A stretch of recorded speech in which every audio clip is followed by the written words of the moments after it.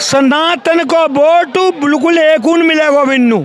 ये सिर्फ बोल सकते हैं, इनके पास एक सबूत नहीं है, इनके पास एक सबूत नहीं है कि किसी भी तरह का भ्रष्टाचार इस सरकार ने किया है पिछले 9 साल में। फिर के बाद में राहुल गांधी एक पूरी न्यू कही कि जो आतंकवादी तकाए वो क्या नाम है, हिंदुत्व आतंकवादी है। इनमें सिर्फ राफेल को कागज से उड़ाना आया, इनको सिर्फ अडानी की फोटो दिखाना आया लोकसभा के अंदर, और इन्होंने क्या आया, इन्हें आंख मारना आया, चुम्बन मारने आया। ठीक है, आंख मारने वाला चुम्बन मार के, राहुल गांधी तो प्रेम की आंख मारने वाला हवा में चुम्बन मार गया, आंख मारने वाला हवा में चुम्बन मार गया, और राजतंत्र के सजादे से लोकतंत्र हार गया। ठीक है, ये हुआ है संसद में। राहुल गांधी तो लोगों के बीच में जा रहे हैं, प्रेम की भावना बढ़ा रहे हैं। पहले वन नेशन उस पर हम पहले पूरा कर लें, उसके बाद हम उस पर भी आएंगे। देखिए, वन नेशन उसकी जब इलेक्शन की बात कर रहे हैं हम, एक देश एक चुनाव। ठीक है, अब आपको इसको इस तरीके से समझिए, 2014 में जब इलेक्शन हुआ था उस समय 30,000 करोड़ रुपए खर्च हुआ था लोकसभा इलेक्शन में। वही जब 2019 में इलेक्शन हुआ तो 60,000 करोड़ का, ठीक डबल हो गया। अब मैं उसी अगर कल्पना को करूं मैं उसी तरीके से जिस तरीके से हुई है, तो ये 1,20,000 करोड़ होगा खर्चा 2024 में। अब महाराष्ट्र में चुनाव होता है लोकसभा का, वहां पे 467 करोड़ रुपए खर्च होता है लोकसभा के इलेक्शन में, जो वहां 48 सीटें उनके ऊपर, और उतना ही करीब 452 करोड़ रुपए खर्च होता है विधानसभा के इलेक्शन पे, तो करीब करीब एक जैसा। अब दोनों को मिला दिया जाए तो 240 करोड़ रुपए खर्च होता है। 240 करोड़ रुपए खर्च हो रहा है। क्यों? उसका रीजन है क्योंकि व्यवस्थाएं सारी अलग अलग तरीके से देखनी होती हैं। हमारे देश में हर रोज कहीं ना कहीं चुनाव होता है। अगर मैं बात करूं तो आचार संहिताएं लगती हैं, राज्य सरकारें अपना काम करना बंद कर देती हैं, अपनी योजनाओं को जो पूर्वी योजनाएं उनको ला नहीं सकती हैं। कहना तो ये भी है कि ये एक वन नेशन वन इलेक्शन इसलिए किया जा रहा है कि जो विपक्ष है सारे, अगर एक जगह इलेक्शन होगा तो प्रचार करेंगे तो वहाँ बीजेपी के हारने के चांसेस ज़्यादा होंगे। अगर अलग अलग जगह हम एक साथ चुनाव करा देंगे, सब अपने अपने काम में उलझ जाएंगे और बीजेपी जीत जाएगी।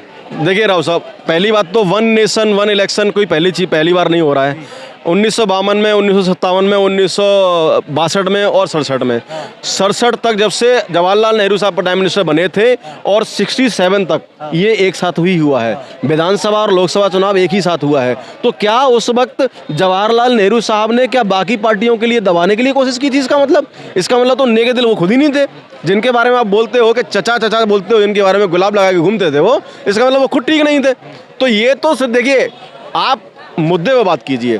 आप कहीं ना कहीं जनता की सहमति रही होगी तभी वो इलेक्शन दोबारा से किए गए। अगर जनता असहमत होती तो नहीं होते, तो वो चीज़ लगातार बरकरार बनी रही। आप जनता के किसी भी नुमाइंदे से जो वोट करता है, जो वोटर वोट डालता है, उससे जाके पूछ लीजिएगा क्या आप एक देश एक चुनाव के फेवर में है? वो हर आदमी कहेगा फेवर में है, वन नेशन वन इलेक्शन के फेवर में है आप। बिल्कुल होना चाहिए। ये बहुत लेट है, पहले तो जानो जी 90 के बाद में रीन टूट गई, 90 के आसपास और एक चुनाव भये, दोनों साथ में भये, यूपी को तो साथ में, और नहीं जानकारी ना है मुझे। मोदी जी 2 बार लगातार बने हैं, तो पहली बार बनने के बाद क्यों नहीं किया ये? पहली बार आप कह दोगे पहले टर्म में 370 क्यों नहीं हटाई, जजमेंट क्यों नहीं करा दिया राम मंदिर का? किसी ने कैसे नाम है काफ़ी जो जिन पे मतलब बाकी चिन्ह लगे हुए वो तकाएँ हटाएँ। जैसे इंडिया गेट के पीछे बाकी जॉर्ज की मूर्ति हटा के सुभाष चंद्र बोस की लगाई है, तुम कह दोगे कि जब क्यों नहीं लगा दी? तो सब चीज़ की व्यवस्था है। चलते टाइम को देवज पब्लिक ने तो वहाँ को सदुपयोग करते हुए खाओ वहाँ पे करी 370 हटाई गई जब जनता कोई चुनाव हुई, और वहाँ टाइम मई में चुनाव भये 5 अगस्त को हटाई, कुछ भी दिनों बाद, मतलब 2 महीना बाद। तो लिस्ट में और क्या क्या है और क्या क्या चीज़ें अप्लाई होने वाली है? लिस्ट चुनाव आने तक और भी दिया जाएगा। 2 बच्चों कानून जी, हिंदू राष्ट्र घोषित होगा, समय लगेगा अभी थोड़ो जी, होगा घोषित। और देखो जो जाने स्टाले लड़का ने कही है कि सवेरे मच्छर बीमारी बताएं ये तकाएं सनातन धर्म तुकाए, ये बहुत बड़ी रूपरेखा है इनकी विपक्ष की। जिन्हों जब माटिया बम्बई में हमला करो आतंकवादी ने, तो इन्नू को हमला कौन के द्वारा बतायो? हिंदू ने के द्वारा। वो तो हमें आतंकवादी एक जिंदा बच गए कसावत का है, यूँ इन्नू नालायक इन्नू स्वीकार करना पड़ो। जबकि गृह मंत्री को बयान था कि हिंदू है जामे, फिर के बाद में राहुल गांधी एक पूरी न्यू कही कि जो आतंकवादी तकाएं वो क्या नाम है, हिंदुत्व आतंकवादी है। एक मस्जिद पे कहूँ माटिया हरकतें कर रहे हो, फिर कह रहे हैं कि हमें सनातन का वोट चाहिए, हिंदू का वोट चाहिए। कैसे दे देगा हिंदू? सनातन को वोट बिल्कुल एक मिलेगा बिन्नू, एक मिलेगा। और जो वोट दे रहे हैं उन्हें सनातनी ने सुना फिर अगर आप जिन वोट दे रहे हैं तो। नंबर पे हाईएस्ट अखिलेश यादव है, उनके भी वोट हिंदुओं वाले वोट है, वो भी चले जाएंगे क्या? देखो गाने पनो को बदलो है, ट्रम्प बदल लो है, ऐसी ममता बनर्जी बदल लो है। गाने बोलिए खड़गे के लड़का के गाने बोलिए और जब दोनों पे बोलिए। कई मुख्यमंत्री कई पार्टी ऐसी हैं जो बिना आ रही हैं भाई वोट अपन जाए वोट नहीं ले रही हैं। इनको सबनो चत्र एक हुई है, कार्ड सबनो एक हुई है, एक ही लेकर पहुंच जाता है कौन? हिंदू विरोधी, सबनो को सनातनी विरोधी। इलेक्शन आने वाला है, सिलेंडर कम कर दिया, रेबड़ियां बांटना शुरू कर दी है। देखो जी जो बीजेपी है वो चुनाव ते ना है, पर हाँ ममता बनर्जी है मस्जिद में जावे तो कोई ना हुआ तुई पर माँ देवी को वो पांडा लगे वो आते का परेशानी है। जब उनको मुसलमान को ताजियन करेगा तो कहेगी कि एक मुसलमान है परेशानी होनी चाहिए, पर जब माटिया हुआ की देवी की को निकालते हैं तब का मुँह सिंह जाता है। अब सोनिया गांधी, प्रियंका गांधी और जी सबरे खड़गे के लड़का बड़का निकैया पे काज ने मुँह बंद है गई, इनका ट्विटर में पैसा खत्म है गए, क्या बात है क्यों ना बोल रहे? इनकी सहमति है, इन्हों बहुत जोर से तैयार करो है कि भाई यह क्या और मुसलमान के वोट अपने पक्ष में एक करो। जो बीजेपी के पास 15% वोट करीब पहुंचो है, जो अनुमान आ रहा है कि 15 से 20% वोट अब की बीजेपी में ट्रांसफर होगा और महिलाओं को 80% मुसलमान को होगा। गठबंधन के बाकी लोग नहीं बोले तो फायदा हो गया, ये तो मोदी जी का फायदा हो गया, सारे वोट आपकी तरफ झोली में जाएंगे, मोदी जी की बहुत झोली में जाएंगे फिर तो। नहीं वोट तो जाएंगे जिन्होंने अब तक तो इन्होंने वोट बने जी सांसद बनो माता जी तुकाए मेटी थे वो कौन का वोट अंते बनो हिंदू का वोट अंते उन्हें संग बिता करिए नाला कर लो। तो ये विश्वासघात का क्या इल्जाम दिया जाएगा, कैसे बताओगे कि विश्वासघात का क्या इल्जाम? अब कहिए 4 पे आ जाएंगे जिन्होंने पूरे तरह से मालूम पड़ जाए अपनी औकात क्या कैसे कहता है हिंदू ने ले। वो तो ये कह रहे हैं कि हमारे गठबंधन से हालत खराब है, सामने वाले खेमे में हलचल पड़ी हुई है।